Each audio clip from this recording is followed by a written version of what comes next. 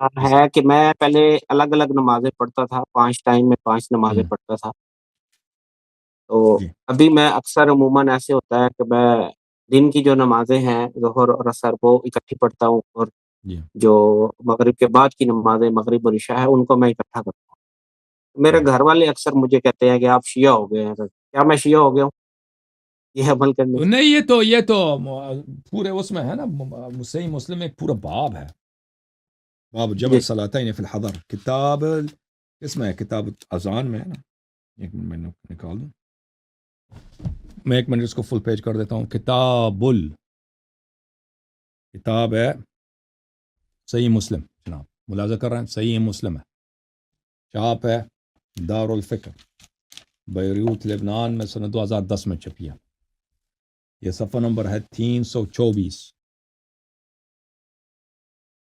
کتاب صلاة المسافرین و قصرها، باب جمع الصلاة بین الصلاتین فی الحضر۔ اس میں ہے ایک حدیث نمبر 1513، 1514، 1515 اور اس کے علاوہ 1518، یہ سب اسی حدیث پر ہیں کہ جمع رسول اللہ صلی اللہ علیہ وآلہ بین الظہر والعصر والمغرب والعشاء بالمدینہ فی غیر خوف ولا مطر۔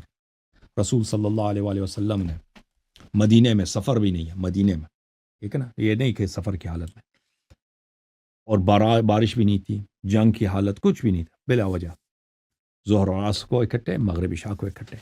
تو یہ امت کی آسانی کے لیے رسول صلی اللہ علیہ وسلم نے پڑھی ہے، اور شیعہ مذہب میں اس کی اجازت، بلکہ افضل یہی ہے اہل بیت علیہ السلام کی مذہب میں، کہ انسان جمع کر دے۔ مگر یہ کہ کوئی شخص کیا پڑھنا، نوافل پڑھنا چاہتا ہے، نوافل اگر آپ پڑھیں نا، ظہر کے نوافل 8 رکعات ہیں، وہ تو ظہر سے پہلے پڑھی جاتی ہیں، اور اس کے بعد 8 رکعتیں عصر کی پڑھیں، نوافل کی، اس کے بعد عصر پڑھیں، یہ اس میں فاصلہ آ جاتا ہے 8 رکعتوں کا، جو اس میں 10 15 20 منٹ لگتے ہیں، وإلا وہ اکٹھے ہی پڑھنی چاہیے۔ مغرب بھی یہی، مغرب میں کا نافلہ 4 رکعت ہے، اس کے بعد عشاء ہے۔ اوکے جناب، صحیح ہے، اجازت دیں گے جی، میرے بھائی؟ آخری میرا سوال ہے سر جی سر۔ کہ شیعہ جو ہے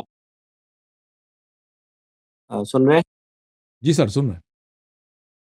شیعہ شیعہ اگر سنی کا کلمہ پڑھے، یا سنی اگر کوئی شیعہ کا کلمہ پڑھے اور وہ پہلے سے شادی شدہ اس کا نکاح ہے، تو کیا نکاح ٹوٹ جاتا نہیں، کیوں؟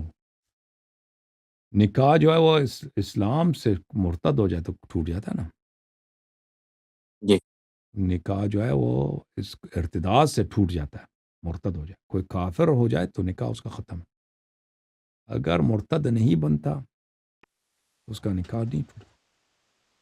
جی، اوکے جناب، اللہ آپ کو سلامتی ہے، تھینک یو سر، بہت شکریہ آپ کا، پھر ایک تھینک یو، نشست کریں گے انشاءاللہ، کچھ انشاء سوالات اللہ، میں لکھ کے لے کے آؤں گا انشاء اللہ، انشاءاللہ۔ Thank you.